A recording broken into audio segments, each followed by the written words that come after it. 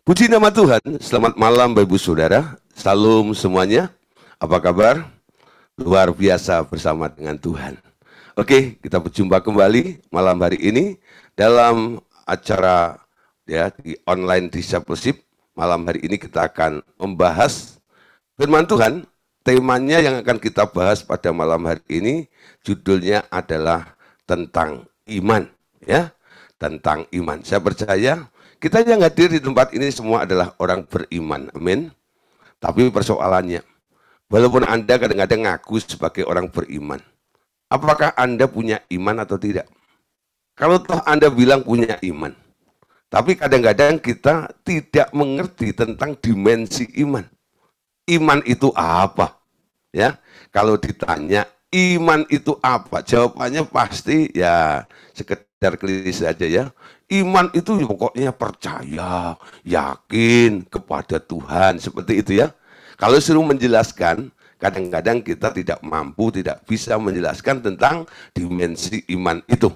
Nah, Bapak Ibu Saudara, supaya kita bisa menjawab kalau ada orang tanya tentang iman, dan supaya kita mengerti bagaimana cara hidup di dalam iman, oleh karena itu, malam hari ini kita akan pelajari bersama-sama tentang masalah iman ini. Amin. Oke, saudara.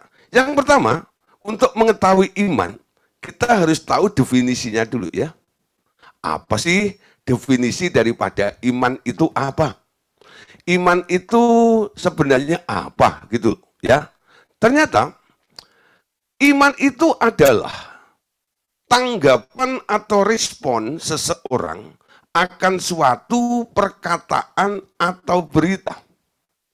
Jadi bukan hanya sekedar percaya, tapi iman ini adalah sebuah tanggapan atau sebuah respon seseorang akan suatu perkataan atau berita. Amin. Nah, persoalannya begini, saudara. Banyak berita yang kita dengar. Ya. Semua berita itu yang kita dengar itu mempengaruhi pikiran kita, mempengaruhi jiwa kita, bukan? Coba nih kalau lagi ada berita gempa bumi, ya. Wah, Anda mulai nih, aduh gimana ya? Ya, wah, wabah penyakit musim COVID dulu kalau macam itu ya. Anda dengar berita di televisi kalau macam was-was dan sebagainya. Nah, berita itu membuat Anda bisa senang, bisa membuat Anda bisa khawatir, bisa membuat Anda jadi susah juga ya. Jadi, sumber berita itu banyak.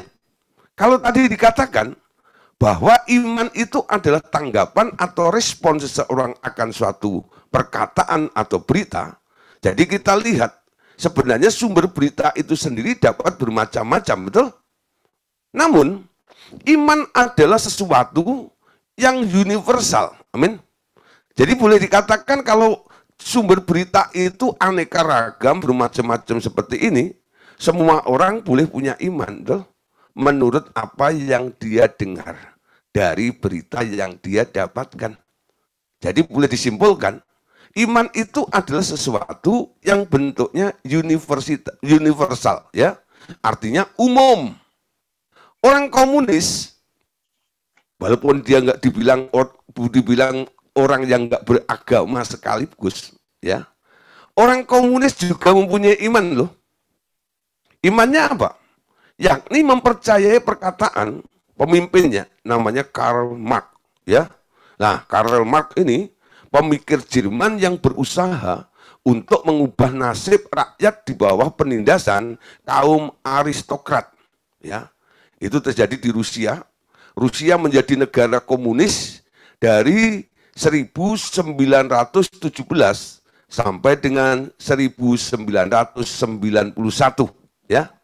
Mereka ya karena memegang ajaran Marx ya, namun akhirnya kelompok komunis di Rusia ini bubar, saudara, ya. Karena apa? Nah, standarnya adalah konsep yang dibuat oleh manusia, ya. Akhirnya nggak terrealisasi seperti itu. Padahal niatnya baik nih. untuk mengubah nasib rakyat, dan semua orang percaya, meyakini bahwa Karl Marx bisa melakukan itu semuanya. Nah, namun saudara, sebagai orang Kristen, iman Kristiani itu beda dengan iman umum lainnya. Iman Kristiani adalah iman terhadap perkataan Allah. Dan perkataan Allah itu punya kualitas kekal untuk selama-lamanya. Amin. Jadi iman Kristiani itu bukan sembarang mengambil sumber. Sumber daripada iman kita adalah perkataan Allah. Tuhan Yesus katakan manusia hidup bukan dari roti saja, tapi dari setiap perkataan yang keluar dari mulutnya Allah. Aku percaya, makanya aku berkata-kata. Percaya apa? Percaya apa yang dikatakan oleh Allah kepada kita semuanya, lalu kita boleh mengakui dan melakukannya, dan akan terjadi di dalam setiap kehidupan kita. Ya, pastikan Bapak Ibu Saudara, apa yang menjadi dasar iman Anda itu bukan kata orang, bukan kata mertuamu, bukan kata suamimu, bukan kata istrimu, bukan kata anakmu, bukan kata tetanggamu, bukan kata gurumu, bukan hanya kata pendetamu sekalipun. Amin. Ya. Nah, walaupun mungkin saudara ada nasihat dari pendeta untuk Anda harus cross check juga. Amin. Kenapa? Nah, pendeta juga manusia kan? Pendeta juga manusia. Kadang-kadang kita nggak tahu sih kondisinya pendeta itu sedang nangkep inspirasi dari Tuhan atau keinginan dia sendiri, kan kita nggak ngerti, betul? Nah, supaya akurat iman Anda, walaupun itu Anda dengar dari pendeta sekalipun, saya juga pendeta tuh ya. Jadi termasuk dari saya. Mungkin Pak Indra itu dapat nasihat dari saya. Itu nggak bisa ditelan mentah-mentah. Oh, kata Pak Gideon, ya, Pak Gideon kan hamba Tuhan, ya, dekat dengan Tuhan, ya, rajin berdoa. Nah, makanya aku percaya apa yang dikatakan Pak Gideon. Nah, nggak boleh hanya sebatas itu. Anda mendapatkan dan Anda pandang itu mungkin baik. Anda cross check dengan Tuhan, betul? Tuhan, betul tidak apa yang dikatakan Pak Gideon itu? Nanti Tuhan bilang, betul, aku memakai hambaku itu untuk menyampaikan kabar itu supaya kamu punya dasar, supaya kamu punya landasan untuk mempercayai apa yang aku rencanakan, yang akan kubuat di dalam kehidupanmu. Amin. Nah, di situ Anda baru yakin, betul? Dan nanti kalau ditanya orang, kenapa kamu lakukan itu? Kenapa kamu berdoa seperti itu? Kenapa kamu percaya seperti ini? Jawaban Anda bukan kata Pak Gideon. Tapi jawaban Anda apa? Kata Tuhan. Amin. Tapi itu kan tadi yang diucapkan Pak Gideon. Betul. Saya menangkap pertama dari Pak Gideon. Tapi saya tanya juga kepada Tuhan. Bukan saya nggak percaya kepada Pak Gideon. Bukan. Bukan saya meremehkan Pak Gideon. Bukan. Tapi saya mau apa yang saya lakukan itu bukan kata manusia, tapi ini kata Tuhan. Amin. Camkan baik-baik. Ya. Kalau Anda bisa selektif seperti itu, saya yakin imanmu akan mulus. Dan apa yang keluar dari mulut Allah itu tidak pernah kembali sia-sia.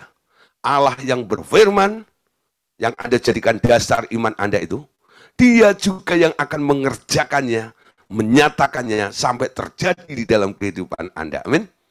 Nah, mekanismenya nanti kita akan pelajari. Kenapa seperti itu? Nah, saudara, kalau Anda benar-benar sudah mendapatkan ya berita langsung yang dari Tuhan, apa yang Anda dapatkan ini boleh Anda jadikan pondasi, atau boleh Anda jadikan dasar dari apa yang Anda akan lakukan. Amin. Jadi boleh dikatakan, iman itu adalah fondasi atau dasar dan barang bukti dari benda-benda maupun kondisi atau situasi baru yang sedang diharap-harapkan. Anda lihat gambar ini, saudara, ya. Ini orang bisa berdiri di paling ujung di atas ini, ya. Ini kan sebenarnya tempat yang rawan, tempat yang bahaya, betul? Nah, kenapa dia berani ke sini? Dia sudah hitung kekuatannya. Bahwa bangunan ini walaupun miring seperti ini, ya. Ini bangunan kuat. Nggak akan roboh karena punya pondasi, punya dasar yang kuat seperti itu. Sehingga walaupun Anda ada di puncaknya seperti ini, walaupun ada angin, ada tofan, ini bangunan nggak akan goyah. Karena apa? Dia tertancap, dia punya fondasi, dia punya dasar. Amin. Iman adalah fondasi. Iman adalah dasar. Iman juga merupakan barang bukti dari benda-benda maupun kondisi atau situasi baru yang sedang diharap-harapkan. Jadi ada dua hal, saudara, ya, yang kadang-kadang rancu antara mengimani dan beriman. Ada orang yang merasa dia beriman, padahal dia mengimani. Apa bedanya, saudara? Mengimani itu adalah Anda mengharapkan sesuatu karena Anda pengen. Mungkin itu juga merupakan sebuah kebutuhan yang sedang terjadi di dalam kehidupan Anda. Yang sedang Anda alami situasinya. Mungkin ya, bentuknya apapun juga. Lalu Anda pengen, Anda berharap-harap. Lalu Anda bilang, aku percaya Tuhan. Engkau akan mencukupkan aku. Lalu Anda comot ayat-ayat ya yang bisa mendukung apa yang Anda harapkan. Allahku akan memenuhi segala keperluanku menurut kekayaan dan kemuliaannya di dalam Yesus Kristus Tuhan kita. Ya. Nah, jadi ada ayatnya, embel-embelnya gitu ya. Tapi awalnya munculnya pengharapan Anda itu dari mana? Dari adanya kebutuhan Anda. Karena Anda butuh, Anda pengen, lalu Anda mengharap-harapkan, lalu Anda cari ayat yang mendukungnya. Lalu itu Anda sebut sebagai iman. Saya sedang beriman. Sebenarnya tidak. Anda sedang mengimani sebenarnya. Ya. Mengimani itu pengen. Saya pengen supaya Tuhan menolong saya. Saya pengen. Tanamkan baik-baik ya.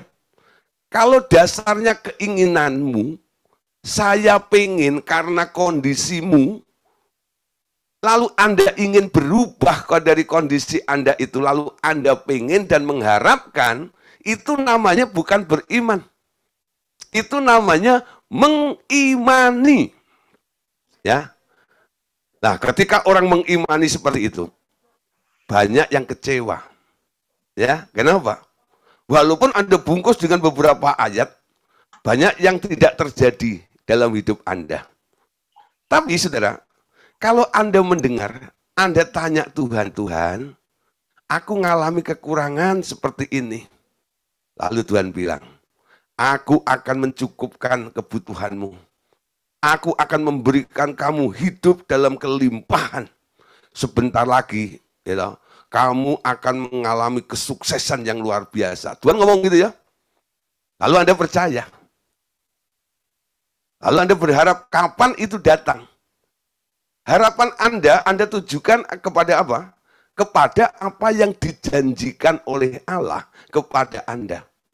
Itulah yang disebut beriman. Jadi ketika Anda beriman, Anda punya dasar. Dasarnya bukan kebutuhanmu. Dasarnya Tuhan menjamin hidupmu. Amin. Tuhan yang bilang. Itu dasar. Sudah kelihatan? Belum. Baru janji. Tapi Anda tahu siapa yang berjanji? Yang berjanji adalah satu pribadi yang nggak pernah bohong, betul? Satu pribadi yang bisa melakukan dan sanggup menyatakannya. Apapun yang Anda butuhkan seperti itu. Nah, oleh sebab itu kita harus belajar di sini, ya. Ketika kita berjanji, kita menerima janji daripada Allah seperti ini. Nah, di sini kita harus mulai berani mempercayai walaupun kenyataannya belum ada di sekitar kita semuanya. Amin. Oke, kita lanjut saudara ya. Jadi setelah kita tahu iman itu adalah fondasi atau merupakan dasar dan juga merupakan barang bukti yang sedang kita harapkan. Nah, dimulainya ketika Anda beriman, iman itu dimulai dengan melihat. Melihat dasar atau melihat bukti yang adanya di alam roh.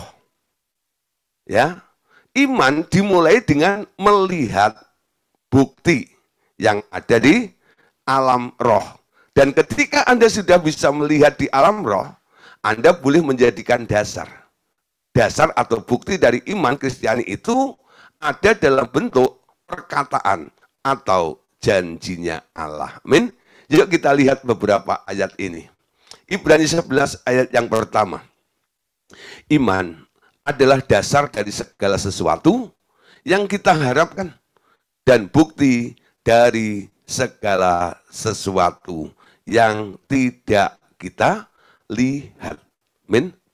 Punya dasar, punya harapan, tapi buktinya adalah segala sesuatu yang tidak kita lihat. Jadi orang percaya itu melihat apa yang tidak kelihatan. Amin. Tapi banyak orang Kristen kadang-kadang apa? Menuntut bukti ya. Sebenarnya orang-orang yang menuntut bukti itu bisa digolongkan sebagai orang degil. Anda tahu degil? Bukan nggak mandi, itu degil namanya ya. Degil, ya. Anda tahu degil? Ya.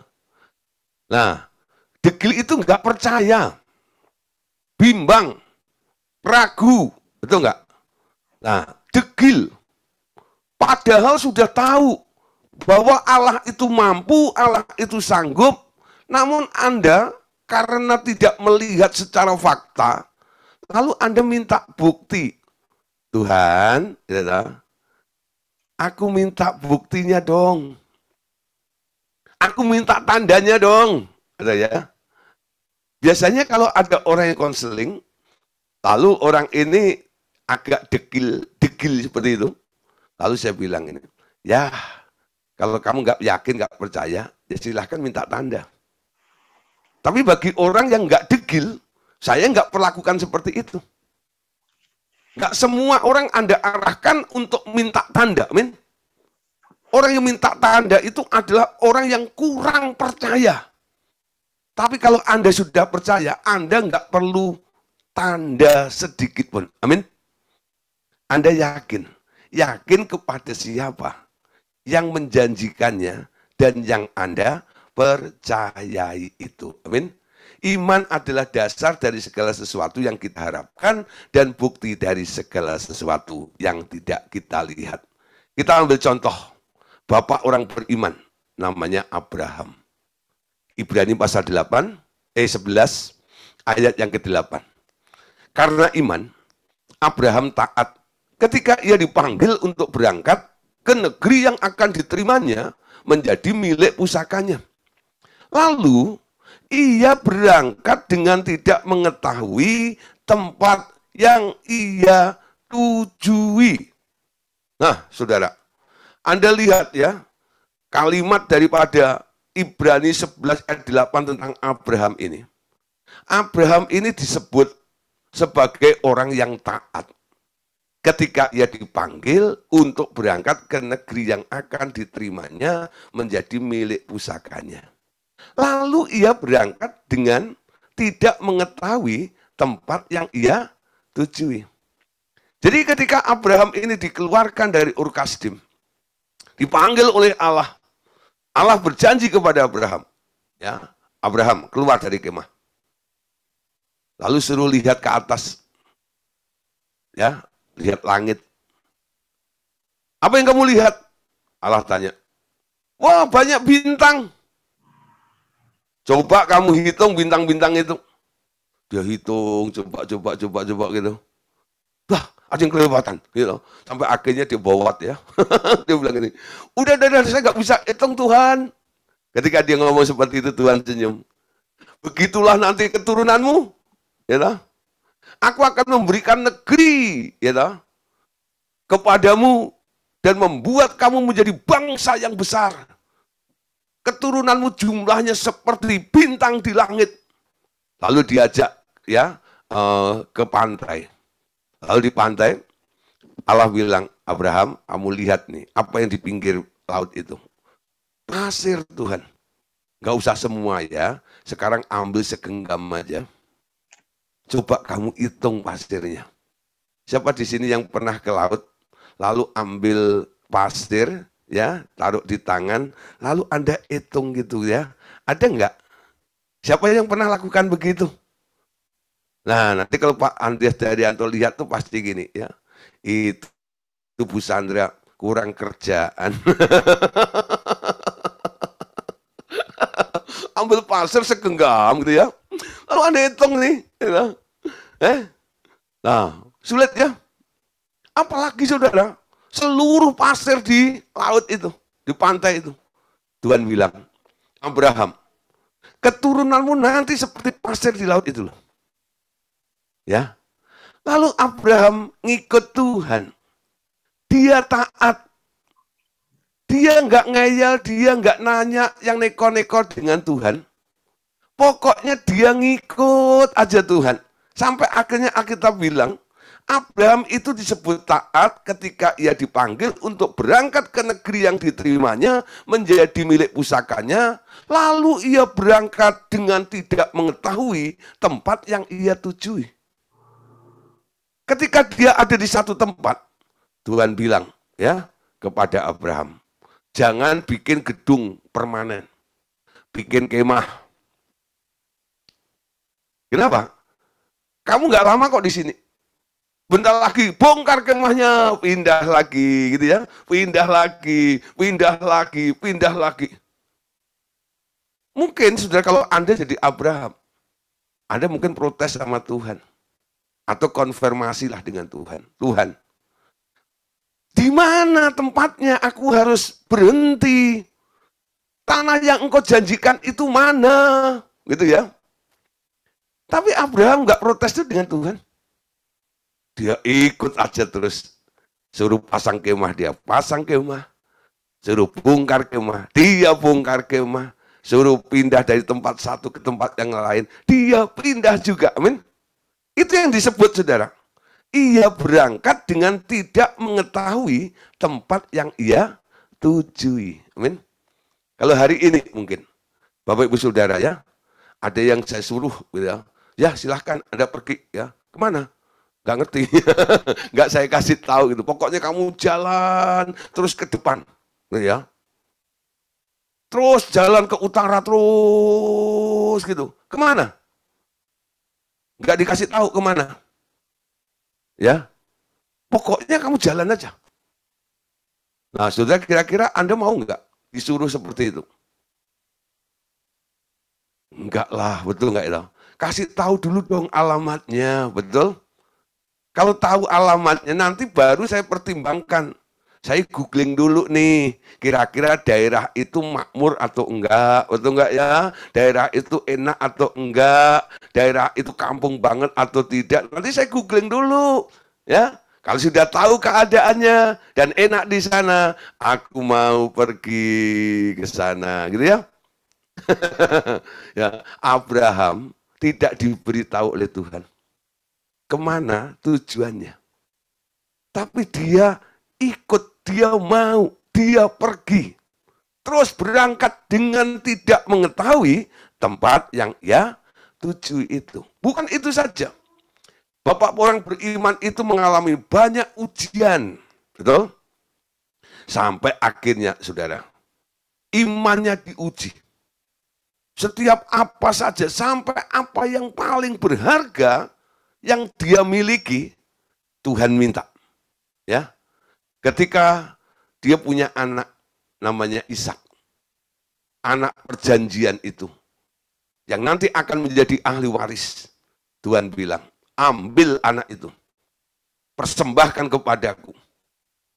Dia dengan segera melakukannya. Dengan iman dia melakukannya. Makanya kitab Roma pasal 4 ayat yang ketiga tentang Abraham ini disebut seperti ini. Sebab apakah dikatakan nas kitab suci? Lalu percayalah Abraham kepada Tuhan. Dan Tuhan memperhitungkan hal itu kepadanya sebagai kebenaran. Amin. Ya. Jadi tindakan sikap daripada Abraham ini dinilai oleh Allah, diperhitungkan oleh Allah sebagai kebenaran. Amin. Boleh belajar juga. Kenapa Abraham disebut kebenar? Karena dia tidak berjalan menurut keinginannya sendiri. Dia berjalan menurut maunya Tuhan. Dia melakukan apa yang diperintahkan Tuhan. Amin. Sehingga apapun yang dilakukan oleh Abraham kala itu karena dia nurut sama Tuhan, Tuhan bilang, semua yang kamu lakukan itu aku perhitungkan sebagai kebenaran. Amin. Sebagai kebenaran. Nah, kalau sudah benar, Tuhan pasti akan melakukannya. Merealisasikannya. Menyatakannya. Apa saja yang pernah dijanjikannya itu. Amin. Nah, saudara, kita sebagai orang percaya atau orang Kristen, ya, ada istilah, kita ini bisa benar atau menjadi orang benar, itu karena dibenarkan. Dan kita dibenarkan, itu karena iman. Amin. Karena iman. Nah, saudara, pernah terjadi ada kemerosotan gereja Tuhan. Pada waktu itu, di kalangan orang-orang Kristen mula-mula, dulu kan banyak orang Katolik ya awal-awalnya. Nah, mereka mulai membuat sebuah aturan. Ya. Jadi ada satu cara yang dibuat ya, oleh gereja. Setiap orang yang mau mengalami penebusan dari Tuhan harus membawa penebus salah gitu loh. Kembali ke pola perjanjian lama gitu ya. Lah, mempersembahkan korban gitu ya. Nah, saudara, lalu hal ini merisaukan. Jadi yang bisa diampuni dosanya, karena itu dosa ditimbang, saudara. Ya, ada surat namanya surat indulgensi. Ya, surat penebusan atau pengakuan dosa itu. Jadi semua orang kalau mau mengaku dosa dan mau diampuni, dia harus bayar saat itu. Bayar ke kepalanya yang di sana ini ya. Saya nggak sebut daerahnya. Sampai satu hari, ada seorang frater, ya, namanya Martin Luther. Ya, melihat kondisi seperti itu, dia protes, saudara. Ya, dia protes. Lalu dia pakukan, ya, di tembok sebuah tulisan, ya, di situ tulisannya adalah sola fide, sola gratia, ya, sola fide, sola gratia, itu bentuk protesnya, ya, makanya anggota atau kelompok dari Martin Luther itu sekarang sama orang Katolik disebut sebagai orang Protestan. Orang Protestan, dari mana tuh katanya? Kata Protestan itu dari mana? Dari kata protes.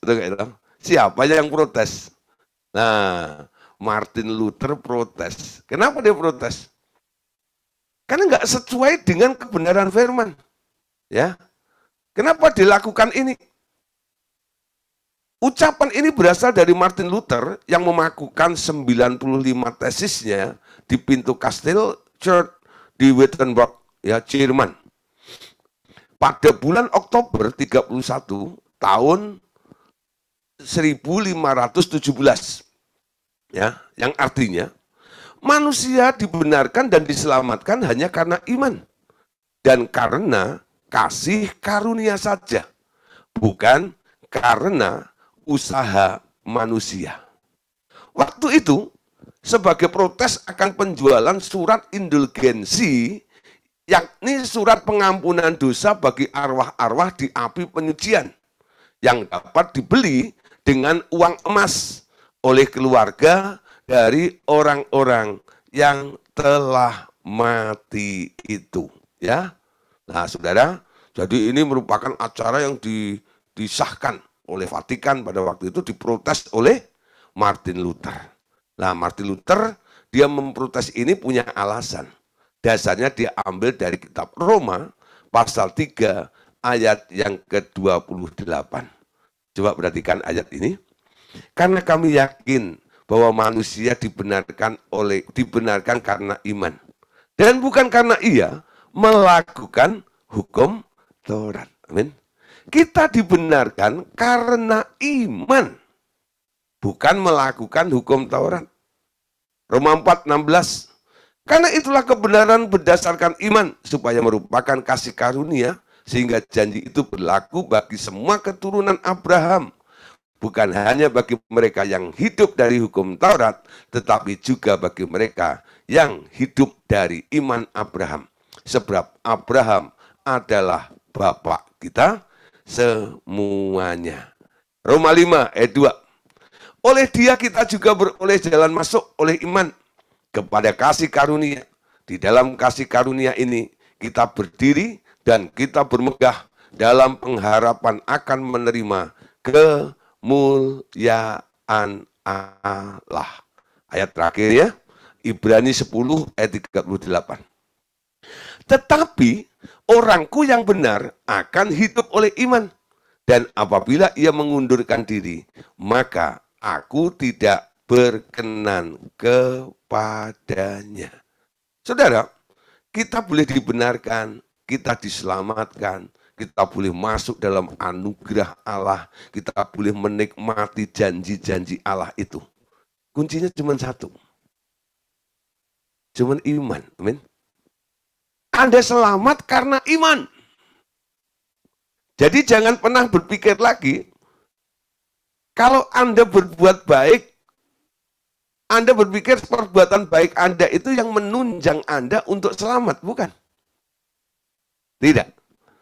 Anda diselamatkan bukan karena perbuatan baik Anda. Ya. Tapi Anda diselamatkan karena Anda percaya. Anda punya iman dan dibenarkan oleh karena iman itu, akhirnya Anda menjadi orang yang diselamatkan. Tapi terus Anda jangan bilang begini, kalau gitu setelah diselamatkan kita nggak usah berbuat baik ya Pak. Perbuatan baik Anda itu sebenarnya adalah wujud daripada kasihmu kepada Tuhan. Amin. Jikalau kamu mengasihi aku, kamu menuruti segala perintahku. Betul? Perintahnya apa? Untuk melakukan perbuatan-perbuatan baik itu. Karena Tuhan punya rencana di dalam kehidupan Anda. Kita ini buatan Allah, diciptakan dalam Kristus Yesus untuk melakukan perbuatan-perbuatan baik yang telah disediakan oleh Allah untuk kita kerjakan di dalam kehidupan kita. Amin. Nah, kalau kita sudah mengerjakannya buat apa? Kalau kita sudah diselamatkan oleh karena iman, perbuatan baikmu itu nanti ada nilainya.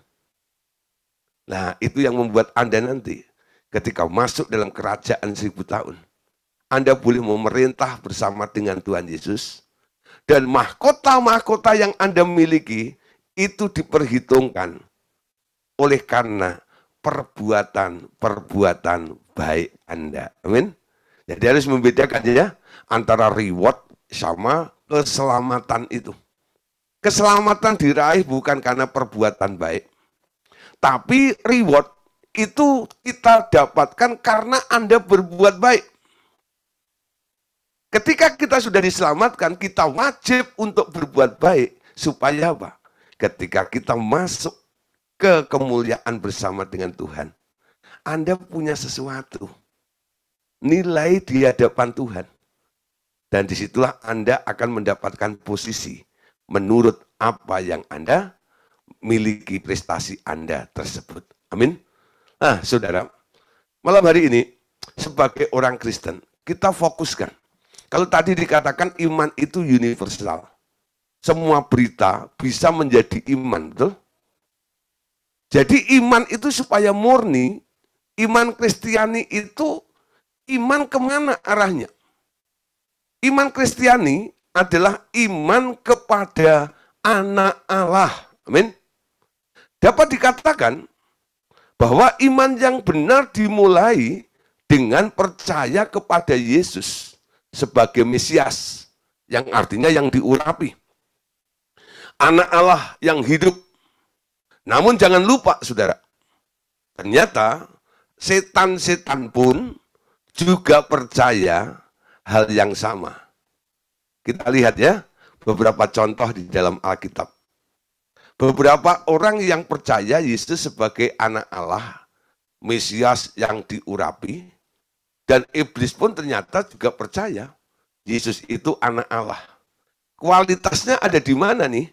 Ketika Anda mempercayai Yesus sebagai anak Allah, sebagai Mesias yang diurapi itu, pengertiannya apa? Ya, coba lihat Yohanes 1, ayat 49. Kenapa Natanael bisa berkata begini? Kata Natanael kepadanya, Rabi, engkau anak Allah, engkau raja orang Israel. Seorang yang namanya Natanael itu bisa mengakui, bisa berkata, Yesus, engkau adalah anak Allah. Pasti ada penyebabnya ya. Kenapa Natanael bisa bilang begitu?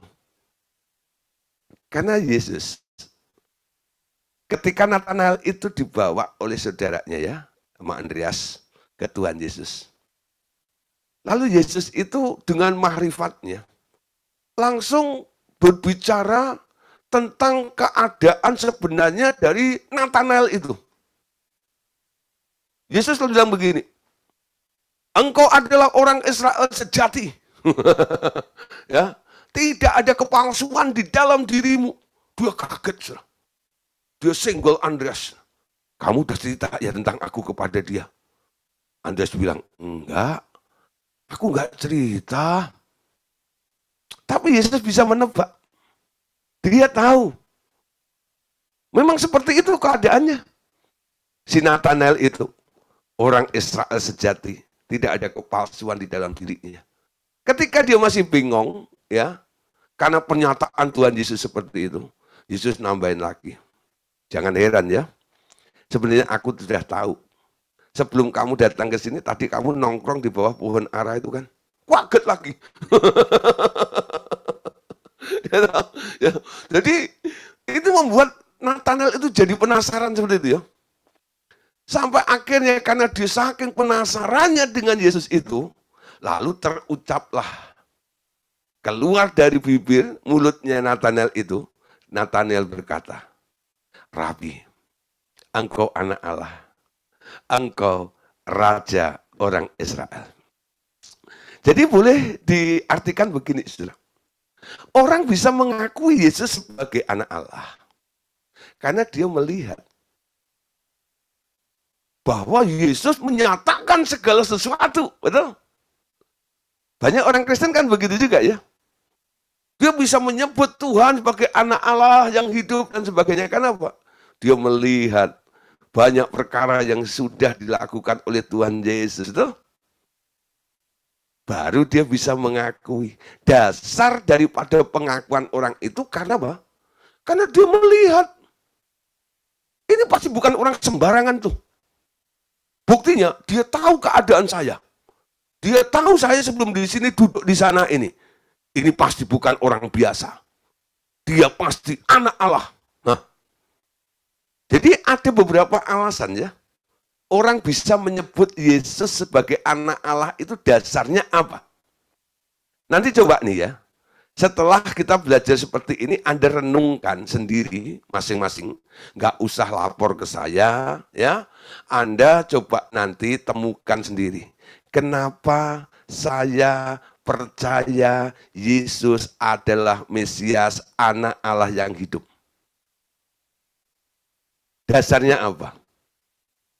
Oh ya, karena dia kemarin bikin mujizat. Sehingga usaha saya berhasil. Makanya dia Yesus anak Allah. Ya, ada orang menyebut Yesus anak Allah karena sakitnya disembuhkan, betul? Ada orang menyebut Yesus anak Allah karena keluarganya ditolong, betul? Aneka ragam. Alasan orang-orang menyebut Yesus adalah anak Allah. Nah, sekarang kira-kira Anda bisa menyebut Yesus anak Allah itu karena apa? Ayo, ya, nanti temukan jawabannya. Nggak boleh nyontek ya. Jangan terus nelpon, Bu Sandra jawabannya apa? Nyontek dong.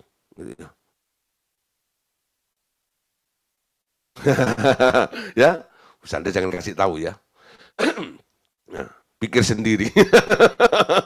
Lah ya kenapa? Ya, Pak Indra kok bisa menyebut Yesus anak Allah itu karena apa? Ayo coba ya. Jujur nanti Anda lihat. Aduh, ternyata aku menyebut Yesus anak Allah itu karena ini toh. Aku memperbaiki yang lebih baik lagi ya. Kalau Tuhan nggak tolong saya, apakah saya masih bisa menyebut dia Yesus anak Allah yang hidup? Nah ini persoalannya. Dasar alasan Anda menyebut Yesus anak Allah ini penting. Bisa permanen atau tidak? Ya, cari alasan yang kuat. Sadrak, Mesak, Abednego, Anda tahu ya. Dia bilang begini, aku punya Allah yang hebat, yang sanggup menolong aku. Tapi dengar Tuanku, walaupun aku tidak ditolong sekalipun, aku tidak ingkar. Amin. Ditolong, tidak ditolong, dia tetap akui bahwa dia adalah Tuhan, anak Allah, Mesias yang hidup. Amin. Jangan mengaku dia sebagai Tuhan hanya karena Anda ditolong oleh dia. Itu dangkal. Imanmu dangkal. Amin. Kenapa? Ketika Anda nggak ditolong, Anda bisa murtad. Anda tidak akan mengakui lagi dia sebagai Tuhan. Amin. Anda cari Tuhan yang lain nanti. Yang bisa menolong Anda. Karena konsep Anda bahwa Tuhan itu adalah pribadi yang bisa menolong Anda. Amin. Tapi ketika dia mengizinkan Anda, belum menolong Anda, imanmu, keyakinanmu, pengakuanmu jadi luntur. Amin. Nathanael percaya Yesus anak Allah karena Yesus menyatakan sesuatu kepadanya. Contoh yang lain, murid Yesus lagi. Namanya Petrus. Dalam Matius 16 ayat 16. Maka jawab Simon, Petrus, engkau adalah Mesias, anak Allah yang hidup. Saudara, satu kali Tuhan Yesus ini tanya kepada murid-muridnya, menurut kalian semuanya, siapakah aku ini? Mereka berlomba menebak. Engkau adalah Elia, engkau adalah ini nabi-nabi yang hebat-hebat itu ya. Yang muncul kembali, reinkarnasi. Lalu tiba giliran Petrus. Petrus menjawab. Maka jawab Simon Petrus, engkau adalah Mesias, anak Allah yang hidup. Pertanyaannya, jawaban Petrus itu benar atau salah? Benar. Tapi kalau Anda membaca ya kisah ini dalam satu perikop, ketika Yesus mendengar jawaban Petrus ini, Yesus itu enggak bilang begini, Petrus, memang kamu itu murid yang paling jempol, pinter banget, good, gitu, enggak gitu. Tapi Yesus bilang gini, si Petrus, kalau kamu bisa bilang bahwa aku ini adalah Mesias anak Allah yang hidup, itu bukan karena kamu ngerti, tapi karena Bapakku yang di surga yang kasih tahu kepadamu. Benar kan? Petrus mengakui Yesus sebagai Tuhan karena dia mendapat konfirmasi dari Allah Bapa. Amin. Dapat revelation, dapat pernyataan, dapat pewahyuan tentang siapa Yesus itu. Bukan karena ditolong, tapi karena dia mendapatkan pernyataan. Ya, ini Petrus. Lalu Yohanes 11 ayat yang ke-27. Contoh yang lain. Jawab Marta, "Ya Tuhan, aku percaya bahwa Engkaulah Mesias Anak Allah, Dia yang akan datang ke dalam dunia." Ya, Marta percaya Yesus adalah Anak Allah. Kenapa dia percaya? Ya, kenapa dia percaya Yesus adalah Anak Allah? Si Marta ini, karena dia mengharapkan, Tuhan, aku ini lagi susah. Kalau Engkau Tuhan, ya kira-kira bahasanya gitu ya, tolonglah, buat mujizat lah, dan sebagainya. Jadi banyak orang menyebut Yesus itu sebagai Tuhan, punya mau. Betul nggak ya? Ya, tak sebut dia sebagai Tuhan supaya dia nolong saya. Nah, saudara, lihat ya, dari 3 orang tadi, mana yang lebih murni? Marta, Petrus, atau Nathanael? Petrus, betul? Petrus mendapat pewahyuan. Nggak ada kepentingan diri sendirinya, nggak ada. Dia ngomong karena dia diberitahu oleh Bapak bahwa yang tanya kepadamu itu adalah Mesias, Anak Allah yang hidup. Sehingga dia menjawab menurut apa yang dinyatakan oleh Bapak kepada dia. Mungkin Bapak Saudara hari ini sering mengangkat tangan dan mengatakan, Engkaulah Tuhan, bukan lagi Tuhan ya, Tuhan. Engkaulah Allah, berdaulat atas hidupku, ku berserah penuh. Ya, Yesus Tuhan dan Allah kami. Allah kita heran dan besar. Pokoknya mengakui deh, Yesus adalah Tuhan. Yesus Tuhan Allah yang perkasa. Banyak lagu-lagu begitu ya. Lagu proklamasi namanya. Memproklamirkan Yesus sebagai Tuhan seperti itu. Dengan hebat. Ada yang sampai nyanyi lompat-lompat ya, sampai nyundul plafon. Ya. Girang luar biasa. Lukas pasal 4 ayat 21. Baca ayat ini. Cukupkah kita hanya mengakui sebagai anak Allah? Dari banyak orang keluar juga setan-setan sambil berteriak, Engkau adalah anak Allah. Lalu ia dengan keras melarang mereka dan tidak memperbolehkan mereka berbicara karena mereka tahu bahwa ia adalah Mesias. Amin. Siapa yang berteriak? Orang gila di Gadara itu loh. Yang dirasuk oleh legion. Betul? Ketika ketemu dengan Yesus, si iblis ini, dia bilang begini, engkau adalah anak Allah. Amin. Ya, ternyata bukan hanya manusia yang menyebut Yesus anak Allah, tapi termasuk setan. Setan pun menyebut Yesus itu anak Allah.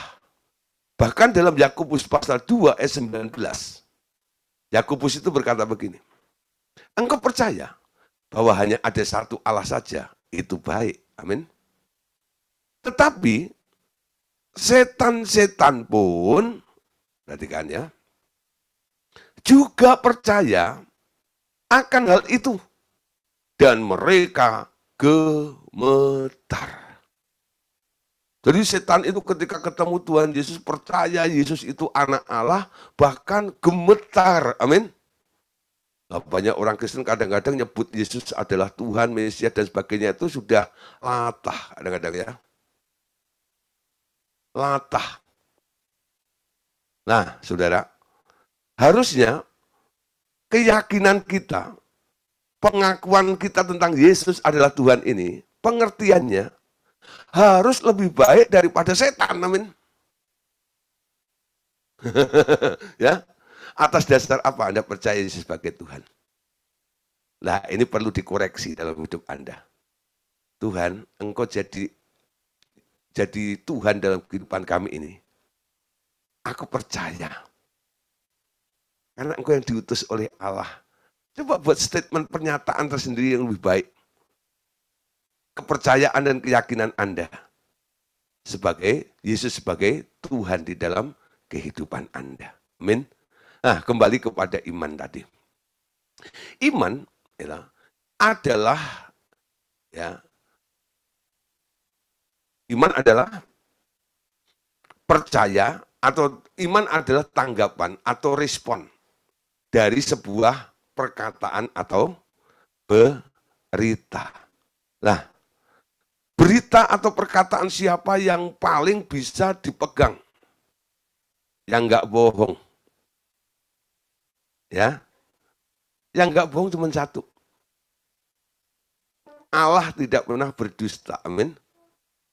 Omongannya itu pantas untuk kita jadikan sebagai dasar iman kita.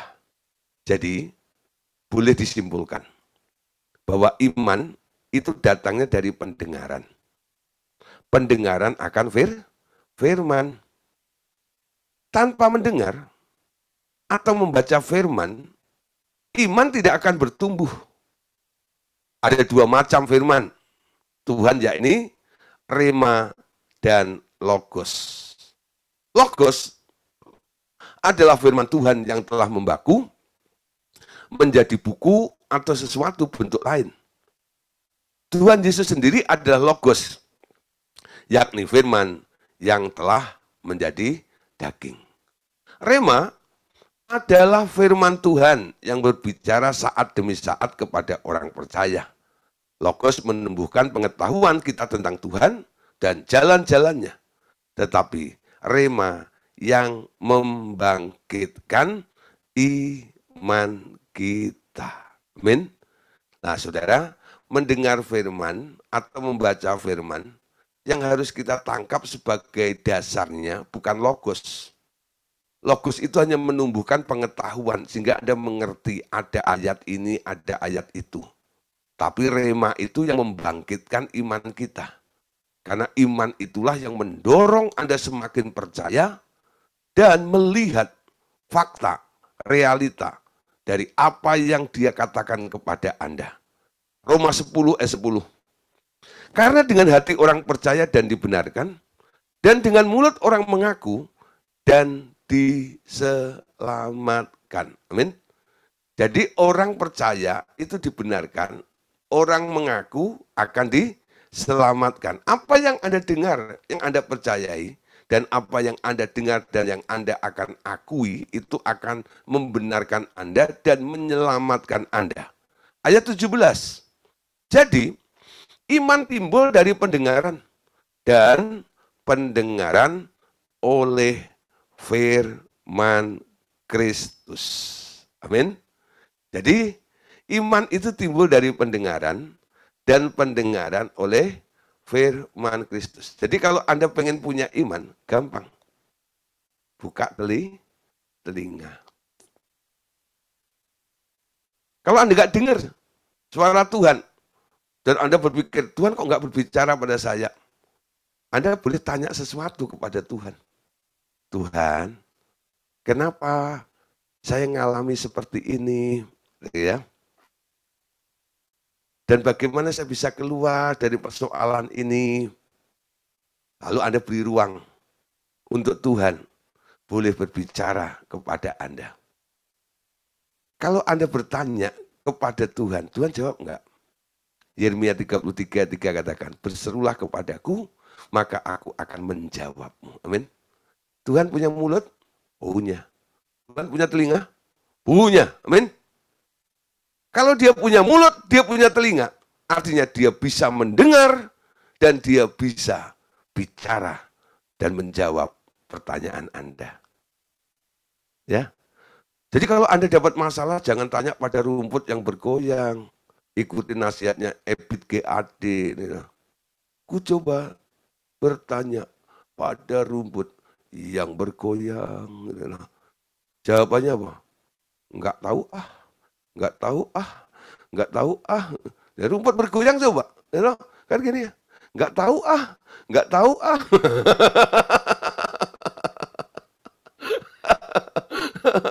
Tanya kok sama yang enggak tahu, betul enggak? Tanya sama Tuhan. Tuhan, iki piye? Ini gimana Tuhan? Tuhan kira-kira jawab enggak? Tuhan arahkan Anda enggak? Arahkan Anda ya. Ketika Tuhan menjawab dan mengarahkan Anda, itu boleh Anda pakai dasar dari iman. Iman timbul dari pendengaran dan pendengaran oleh firman Kristus. Amin. Libatkan Tuhan dalam segala sesuatu. Sampai Anda tangkap remanya. Ya. Kami ini, para pengajar hamba-hamba Tuhan di RTM ini, kami hanya mentor Anda. Mungkin Anda bisa kadang-kadang tanya, Pak, menurut Pak Gideon bagaimana? Ya. Nah, kalau orang bertanya seperti itu, bukan saya irit jawaban, tidak. Saya mulai sebagai mentor, sebagai pengajar. Karena Anda saya anggap sebagai murid yang sedang belajar, saya beri PR-nya. Mumpung ada masalah ini. Orang ini harus menemukan Tuhan dan bisa dengar suara Tuhan. Betul? Tolonglah Pak Gideon doa puasa gitu loh. Ya, sampai dengar suara Tuhan tentang apa yang saya alami. Nanti kalau sudah ketemu, tolong Pak Gideon kasih tahu ke saya ya, gitu ya. Ada yang masih pengen seperti itu, coba aja. Ya, nah, saya kadang-kadang hanya memberikan contoh. Kalau Anda pernah punya masalah, saya juga pernah punya masalah. Amin. Ketika Tuhan pernah menolong saya, Tuhan yang sama, Dia juga bisa menolong Anda. Amin. Gak ada yang beda. Gak ada yang spesial. Saya dan Anda itu sama. Ya, karena saya mengerti mekanismenya lebih dahulu, saya harus ajarkan mekanismenya kepada Bapak Ibu Saudara. Sehingga Bapak Ibu Saudara mengalami seperti apa yang saya alami bersama dengan Tuhan. Amin. Nah, banyak orang nggak mau. Maunya apa? Pak Gideon kapan ke Jogja? Ngapain gitu ya? Mau didoain Pak, mau di-tanking, mau diguyeng-guyeng gitu, kalau macam gitu ya. Ya, nah saya sangat-sangat appreciate ya dengan orang-orang yang mau bertumbuh dan mengalami perjumpaan pribadi dengan Tuhan. Imanmu semakin kuat, semakin luar biasa. Kuncinya cuma satu, mau dengar dari Tuhan. Nah nanti kalau Anda mengalami kesulitan untuk mendengar suara Tuhan itu, saya bimbing. Itu tugas mentor, betul? Saya bimbing sampai Anda bisa mendengar suara Tuhan. Saya nggak take over, ambil alih masalah Anda. Supaya imanmu kuat. Amin. Anda bisa menjadi orang beriman, betul-betul beriman. Ya, memang sudah ada konsekuensinya sih dengan saya bertindak seperti ini. Nggak jadi populer. Tapi kalau semua masalah itu saya tanganin, lalu orang itu saya tolong gini populer ya. Wow, Pak Gideon sakti itu hebat tuh gini. Wow, terkenal gitu ya. Tapi dengan membimbing seperti ini, nggak jadi populer. Tapi saya siap untuk terima itu. Ya, orang populer upahnya di dunia. menjadi mentor pembimbing rohani, upahnya besar di surga. Amin. Nilainya lebih kekal. Itu yang saya kejar. Kalau mau populer gampang. Ya, setiap orang minta didoain, Anda doain aja, gini-gini semuanya Anda ambil gini-gini, pokoknya beres lah, terima beres ya, kamu diem aja, gitu ya. Nanti aku yang beresin. Hebat gitu ya.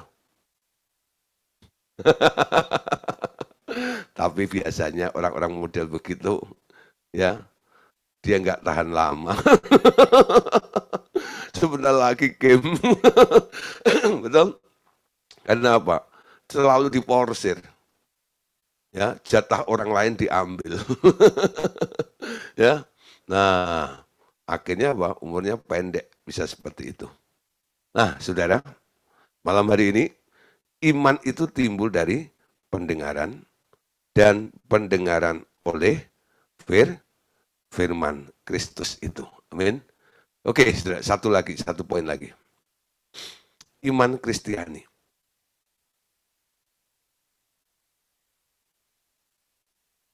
Tuhan, ya Tuhan Yesuslah yang mengarang, menyusun, membuat desain kerangka iman kita. Namun, Ia juga yang membuat kita mampu memenuhi rancangan iman itu. Artinya, Ia yang menentukan bagaimana iman yang sebenarnya itu harus kita kerjakan. Namun Ia sendiri dengan perantaraan Roh Kudusnya akan menolong kita hingga kita mampu melakukannya. Kerangka iman itu ditutup dengan daging, yakni perbuatan iman dengan pertolongan Roh Kudus. Baca Ibrani pasal 12 ayat yang kedua. Marilah kita melakukannya dengan mata yang tertuju kepada Yesus yang memimpin kita ya dalam iman. Dan yang membawa iman kita itu kepada kesempurnaan yang dengan mengabaikan kehinaan tekun, memikul salib ganti sukacita yang disediakan bagi Dia yang sekarang duduk di sebelah kanan tahta Allah. Dalam bahasa Indonesianya dikatakan bahwa orang beriman itu matanya harus tertuju kepada Yesus. Mataku tertuju padamu. Ya. Kenapa? Karena Yesuslah yang memimpin kita dalam iman dan yang membawa iman kita itu kepada kesempurnaan ya dan sebagainya. Seolah-olah ya iman itu sudah ada lebih dahulu. Lalu matamu yang tertuju pada Yesus ini, nanti Yesus akan memimpin Anda untuk masuk kepada kerangka iman itu. Namun dalam bahasa Inggrisnya dikatakan, looking unto Jesus, the author and the finisher of our faith. Ya. Nah, di sini Dia yang mengarang, the author and the finisher. Dia yang mengarang, Dia yang membuat, Dia yang merancang, Dia yang mendesain, Dia yang memulai, dan Dia juga yang mengakhiri iman itu. Ya. Jadi kalau Dia bilang, berkata kepada Anda, lompat jurang itu. Nah, umpama ya, Anda merasa nggak mampu untuk lompat jurang itu.